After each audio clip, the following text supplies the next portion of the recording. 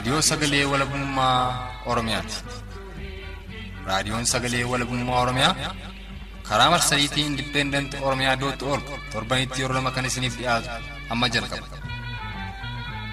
Raadiyoon sagalee walabummaa Oromiyaa akeeka qabsoo kan saba Oromoo bilisaaf biyya Oromoo walab sirna diimokiraasii faqaan bulu deebisanii gadi dhaabuuf godhamu deeggara. Akeeka qabsoo kana babal'isuufis hojjeta. Birmadummaan Oromoo dafqa dhiigaaf lafee ilmaan Oromoon dhugooma jedhee amana. Dhaggeeffattoota isaas wareegama qaalii kanaaf kakaasuuf carraaqa. Kun raadiyoo sagalee walabummaa Oromiyaati.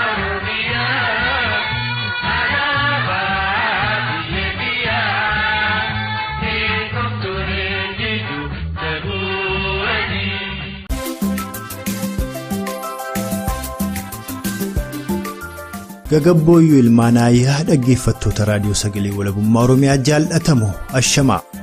Sagantaa keenya guyyaa irraatiin dhaamsa raadiyoo sagalee walabummaa Oromiyaa qabannee dhiyaanneerra. Muummeffannaan dhaamsa raadiyoo sagalee walabummaa Oromiyaa guyyaa irraas adeemsa koloneeffattoonni ittiin biyya cabsaniif saba koloneeffataa turan akkasumas impaayerri diimokiraata'aa ka jedhu ilaalchisuunis impaayeroota gurguddoo ammaan dura turan kaasuudhaan qabsoo walabummaa Oromiyaaf bilisummaa mataasaaf uummanni Oromoo barootaaf geggeessaa tureefis akka ragaatti dhiyeessa. Dabalataanis yeroo ammaatti qabsoo ilmaan Oromoo kumaakitil irratti aarsaa kafaluudhaan walabummaa Oromiyaaf bilisummaa mataasaaniif geggeessaa turan maqsuudhaaf shira keessaaf alaan geggeeffamaa jiruu fi maqaa jaarsummaaf araaraan uummata Oromoo gabrummaa jala Oromiyaas Impaayera Itoophiyaa jala bubbulchuudhaaf shira deemaa jiru irrattis waan qarqabanne dhiyaanne qabna. Ani xiiqii dhugaasaati. Dhaamsa raadiyoo sagalee walabummaa Oromiyaa guyyaa irraa immoo kan harkaa qabu mo'abuu baatii turtiin keessan haga dhumaatti nu faana ta'u.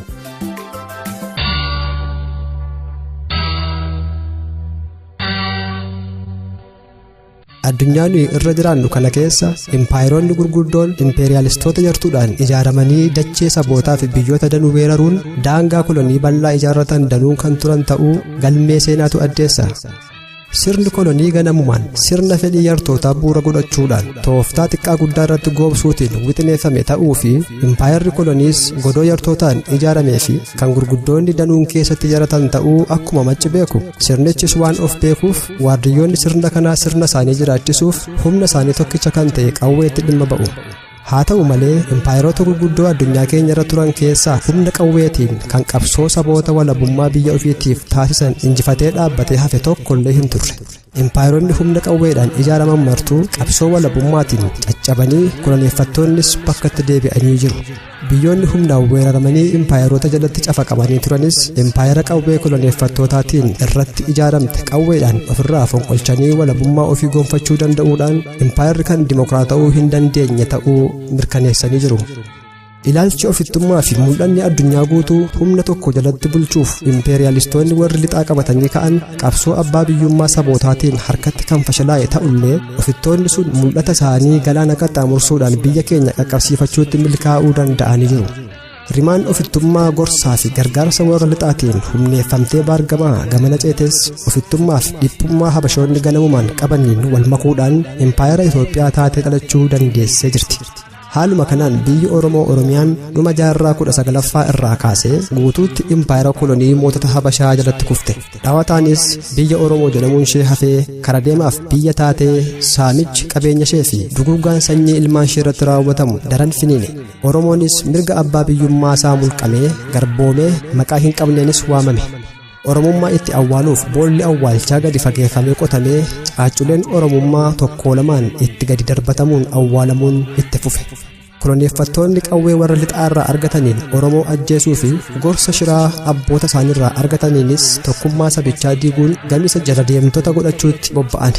Warri Oromoo fi Oromiyaa malee jiraachuu hin dandeenye akka waan Oromoon isaan malee jiraachuu hin dandeenyetti Oromoo irratti duula ololaa oofuun qorqalbii sabichaa irratti hirkattummaa facaasuun hojii guddaatu hojjetan. Haa ta'u malee Oromoonis koloneeffataaf harka laatee hin teenye. furmaanni kolonii walabummaa ta'uu hubachuudhaan matayyaa fi ijaarmaan qabsootti seene. Gosti qabsoosaas Impaayera Kolonii Mootota Habashaatiin ijaaramte diimokiraatessuu osoo hin taane Oromiyaa humnaaf fedhii murnoota yartuutiin koloneeffatamte walaboomsuudhaan ofiis mirga abbaa biyyummaa gonfachiisuu fi biyya isaa walaboomte keessa bilisummaan jiraachuu akka ta'e qabsoo walabummaa fi bilisummaa walitti fufiinsaan adeemsisaa dhufee fi gaaffii yeroo adda addaatti gaafachaa dhufeen raggaasisee jira. Gootonni Oromoo kumaa kitillee akeeka kana qabatanii qabsaa'an aarsaa lubbuu fi qaamaa barbaachisu itti kafalanii darbanis akeekni qabsoo isaanii dhugaa bakka buusa hin qabne ta'uu isaatiin haala kamiiniyyuu utuu hin sharafamin dhaloota har'aatti darbee jira. Dhaloonni har'aas amaanaa abboota isaarraa fuudhe bu'uura abboonni isaa kaa'aniif irratti cichuudhaan gaaffiin Oromoo walabummaa Oromiyaa fi bilisummaa Oromootiin qofa kan deebi'u ta'uu amanuudhaan murnoota humna qawweetiin kaayyoo kana dhabamsiisuuf yookiin maksuuf itti bobba'an dura dhaabbatee falmii kutannoodhaan deemsiseen itti dhiigee itti dararamee itti du'ee hundee sirna Impaayera Kolonii Itoophiyaa raasuu danda'uunsaa dhugaa eenyullee ganuu hin dandeenyedha. Murnoonni Impaayera Kolonii Itoophiyaa jiraachisuuf qabsaa'an bu'uuruma caaseffama sirnichaa hordofuudhaan humna qawweetiin sirnicha tasgabbeessuuf yaalanillee itti milkaa'uu hin dandeenye. Inumaayyuu kallattii waardiyyoonni sirnichaa warra sirnicha irratti qabsaa'an dhabamsiisuuf irra bobba'an uummata haqa ofiitiif qabsaa'u daranuu hammeessuudhaan keessumattuu qabsoon qarree fi qeerroon Oromoo waggoota afran kana golee Oromiyaa cufa keessatti walitti fufiinsaan finiinsan sirnicha gara badiisa inni jibbuuf sodaatutti isa dhiheessuudhaan egeree sirnichaa fi impaayera sirnichaan ijaaramte wabii dhabsiisuu irratti dabalataan xiyyeeffannoo addunyaas hawachuu danda'ee jira. Haa ta'u malee koloneeffattoonni tooftaa ittiin dur deemaa turan jijjiirrachuudhaan akkaataa ittiin jibbama sirnichaa gara jaallatamuutti jijjiiruun sirnicha dandamachiisuun danda'amu irratti malaaf maltee haaraa dhahachuun sadarkaa yaadaaf ilaalchaatti nuuf hin taane sabichaa nuuf ta'eeraadhaan bakka buusifachuuf jechoota araaraa fi ida'ama jedhu qabatanii as ba'uun kanas hojiitti jijjiiruuf humna qaban guutuun kiyyoo shiraa ittiin qabsoo Oromoo takaalan diriirsuu irratti bobba'anii jiru. Haa ta'uuti jechoonni filatamoon isaan itti fayyadamaa jiran kanneen akka nageenya, jijjiirama, diimokiraasii fi kan kana fakkaatan qabeenya dheedhii mootummoonni abbaa irree ammayyaa qaban ta'uun ni beekama. Abbootii irree biratti jechoonni kun yeroo mara faallaa hiika uummanni bal'aan beekuutiin hojiitti hiikamu. Yeroo shiraaf sirni isaanii hongeedhaan rukutamu karaa miidiyaalee isaanii gadi yaafamanii sharafamuudhaan misooma siyaasaatiif oolu. Uummata beela abbaa biyyummaatiif wawwaatuufis dhangaa abjuu godhamanii dhiheeffamu. Egaa koloneeffattoonni jechoota kanneen bu'aa siyaasa isaaniitiif sadarkaa jechaatti haa fayyadaman malee dhugaan jiru garuu Impaayera Kolonii keessatti diimokiraasii lafa qabsiifnee nagaa fi jaalalaan wajjin jiraanna jechuun araarri koloneeffataaf koloneeffatamaa gidduutti gaggeeffamu sababa walabummaa biyyasaa fi bilisummaa ofiisaaf qabsaa'uuf gonkumaa deebii ta'uu kan hin dandeenye ta'uun dhokataa miti. Sirni tooftaa akkasiitiin deemus sirna kolonii sagalee deeggarsa saba biyyisaa koloneeffatameetiin kolonii sana seera qabeessa taasisuun itti fufsiisee saba haqasaa dhabe irratti gidiraa hammeessuudhaaf shiraan ammayyoomfamee maqaa diimokiraasiitiin of waamu ta'uun qullaa waaqaaf dachee jalaa dhokachuu hin dandeenyedha. Dhugaan kun akkuma jirutti ta'ee akkuma koloneeffattoonni mootota Habashaa darban yeroo qabsoon abbaa biyyummaa saba Oromoo kokkee isaan qabu maqaa nagaaf araaraatiin Oromoo dabsatanii qabsoo isaas maqsuun impaayeratti jiraachisaa turan quxisuu koloneeffattoota mootota Habashaa darbanii kan ta'e mootummaan wayyaanees sirnicha itti fufsiisuuf muuxannoo fi leenjii abboota isaarraa dhaalitti dhimma ba'uun akka waan galmi qabsoo Oromoo impaayericha keessatti aangoo qooddachuu ta'etti fakkeessuudhaan uummata Oromoo burjaajessee kaayyoo qabsoo isaa karaarraa maqsuuf Oromoon aangoo argatee jira. Jijjiiramni barbaadamus dhufeera jechuun olola karaa miidiyaalee isaanii biyya keessaaf alaatiin oofaa jiranitti dabalataan dhaabbilee siyaasaa Oromoo kanneen biyyoota alaa jiraniif araara goonee galchina jechuun waamicha taasisee jira. Haaluma kanaan dhaabbileen siyaasaa Oromoof dhaabbannoo ofiin jedhamu muraasni waamicha godhameef simachuun gara biyyaatti galanii jiru. Kanneen hafaniifis waamichi godhamu itti fufee jira. Olola walitti ida'amnaa fi araara buufnaa gam tokkoon oofamaa jiruun walmaddiin immoo sabboonummaaf tokkummaa uummata Oromoo dhabamsiisuuf akkasumas akka uummanni Oromoo walabummaarraa abdii dhabuu fi galmi walabummaas itti dukkanaa'u gochuun gaaffii walabummaa uummanni Oromoo gaafachaa jiru busheessuuf duulli qorqalbii sabichaa irratti banames jabaatee itti fufee kan jiru ta'uutu mul'ata. Haa ta'u malee osoo akka jabina shiraa fi humna qawweeti Impaayera Biriitish kan bal'inni daangaa lafa ishee bal'ina lafa addunyaa kanaarraa 24 uffisaa ture kan ofirras dabartee koloneeffattoota mootota Habashaa gorsaaf meeshaa waraanaatiin gargaaruudhaan Impaayera Itoophiyaa ijaarsifte sanatu jiraata ture. Garuu jabinni shiraa fi meeshaa waraanaa impaayeratti badiisa irraa baraaruu hin dandeenye. qabsoo haqaa saboota walabummaa biyya ofiitiif qabsaa'aniitiin caccabdee lafa abbaa qabu kan duraan humna qawweetiin weerarte abbaasaaf dhiistee bakka irraa kaatetti deebi'uuf dirqamtee jirti. Haaluma wal fakkaatuun impaayeroonni gurguddoon kanneen akka impaayera Jarman, Otomaan, Raashiyaa fi kan kana fakkaatan danuunis qabsoo haqaa uummattoota abbaa biyyaatiin burkutaa'anii dachee kanarraa kan badan ta'uu akkasumas impaayeroota turan keessaa kan diimokiraata'e tokkollee kan hin jirre ta'uu fi impaayera humna qawweetiin ijaarame gonkumaa diimokiraatessuun kan hin danda'amne ta'uu seenaatu ragaa ba'a. Dhugaa guddaan kunis kan mul'isu soomni yartuun wayyaanee fi jala deemtota isheetiin yeroo ammaatti impaayera Itoophiyaa diimokiraatessina jechuun oofamaa jiru caayaa itti dhiyeessitu argachuu kan hin dandeenye ta'uu isaati. Kanaafuu impeeriyaalistoonni bifaaf karaa garaagaraatiin kaayyoo qabsoo Oromoo kan walabummaa Oromiyaa fi bilisummaa Oromoo maqsuun impaayericha jiraachisuuf boqonnaa malee hojjetanillee qabsoo saba Oromoo galmasaa hanqisuun abadan kan hin danda'amne ta'uu beekuun gaarii ta'a. Itti dabalees dhaabbileen siyaasaa jijjiiramni barbaadamu dhufeera jechuun waamicha araaraa shiraa mootummaa wayyaanee simachuudhaan gama biyyaatti galanis ta'e kan galuuf qophiirra jiran kanneen lilmoo haxxummaa koloneeffattoota mootota Habashaatiin diramanis ta'e kanneen doofummaan kaayyoo hin beekneef hiriiran akkasumas murnoonni faayidaa dhuunfaaf bitamuun abbaltii wayyaaniin isaaniif kennite qabachuun kaayyoo qabsoo sabichaa maqsuuf bobba'an hunduu dhugaa isaan beekuu qaban tokko yoo jiraate dhaabbilee siyaasaa kaayyoo qabsoo faallaa ta'e qaban kamiyyuu walitti luuccessuudhaanis ta'e isa tokko gara isa tokkootti harkisuudhaan walitti araarsanii akka jarri waloon iddoo tokko jiraatan gochuun kan danda'amu ta'ullee kaayyoowwan qabsoo waliif masaanuu ta'an bifa kamiiniyyuu bu'uura kamirrattiyyuu walitti araarsuudhaan lachuu wal faana bakka tokko jiraachisuun kan hin danda'amne ta'uu isaati.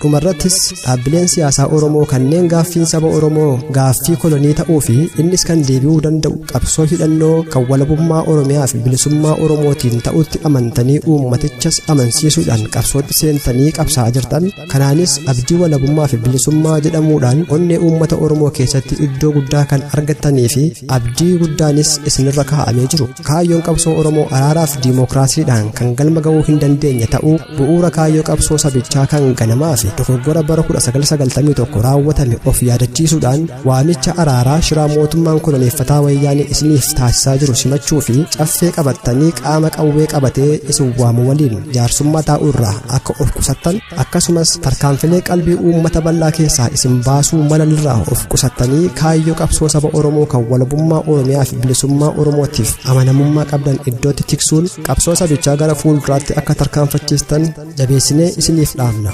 Gaafiin Oromoo taadurii ammarraatti mirga obbulchuu gaafibbaa biyyummaati yoo ejjennoon keenya kanarraa adda bahee dhiigni ammarraa gatti malee lola'e daandii dhagaa qabadhu kan gargaara kaattu ofirraa godhadhu.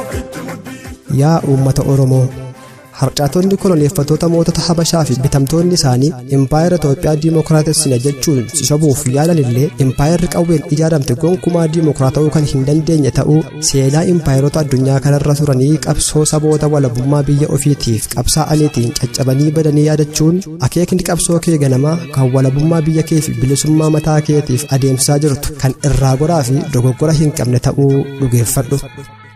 Jaarmiyootaaf mornoota siif qabsoofna jedhan mara bu'uura kaayyoo qabsoo kee ganamaa kan walabummaa biyya keef bilisummaa mataa keef godhaa jirtu irratti hundaa'uun madaalii ayyaanlallattoota kaayyoo qabsoo kee sharafuudhaan yookiin maqsuudhaan diina faana hiriiranii impaayera kolonii ilmaan kee danuu soorattee dhiigaaf lafee ilmaan kee irratti ijaaramtee fi kan haqni keef gumaan kee keessatti awwaalame jiraachisuuf carraaqan martuu kan bakka si bu'uu hin dandeenye ta'uu beekii akeeka qabsoo kees buttuuwwan akkanaarraa tikfadhu.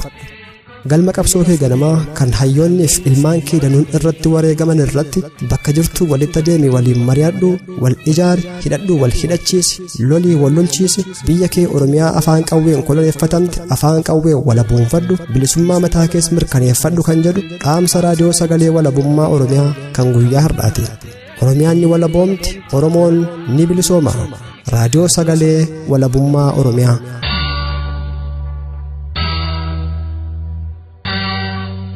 Egaan dhaggeeffattoota raadiyoo sagalee walabummaa Oromiyaa jaallatamoo dhaamsi raadiyoo sagalee walabummaa Oromiyaa ka guyyaa har'aadhaa kana fakkaata. Mo'aabubaas guddoon galatoonfadha. Isin dhaggeeffattoonni keenyas dhaamsa kanarraa waan guddoo akka barattanii fi qabsoo walabummaa Oromiyaaf bilisummaa mataa keessaniif geggeessaa jirtan irrattis cichoomina jabaa akka horattan abdii guddaan qaba.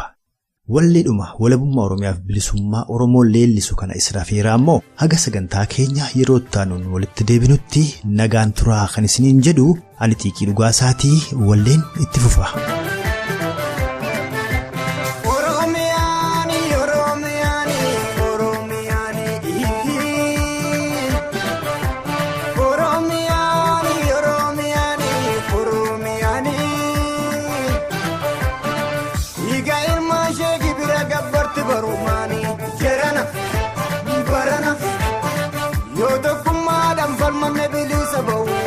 Kan ilmaan ishee hunda bitattee taa'u jedhana barana yoo tokkummaadhaan falmanne walaaba ba'u yookaan ilmaan ishee hunda bitattee taa'u.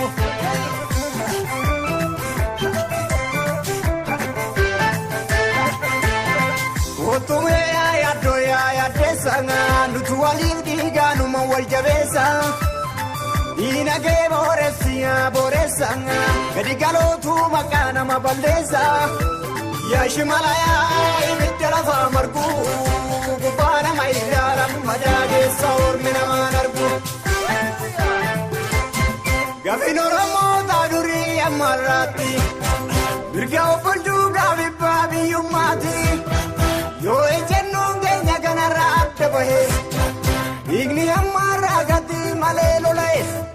Daandii egaa qabadhu kan gargaara kaattu ofirraa godhadhu. Itti muddii itti muddii itti muddii itti muddii itti muddii itti muddii. Diinaan lollaan irraa maaliif deebitanii kan duratti jaalaa ofirratti goobsitanii qeerransa eegee qabdeemaaf gaddeessa ragalaan booda jageessi balleessa.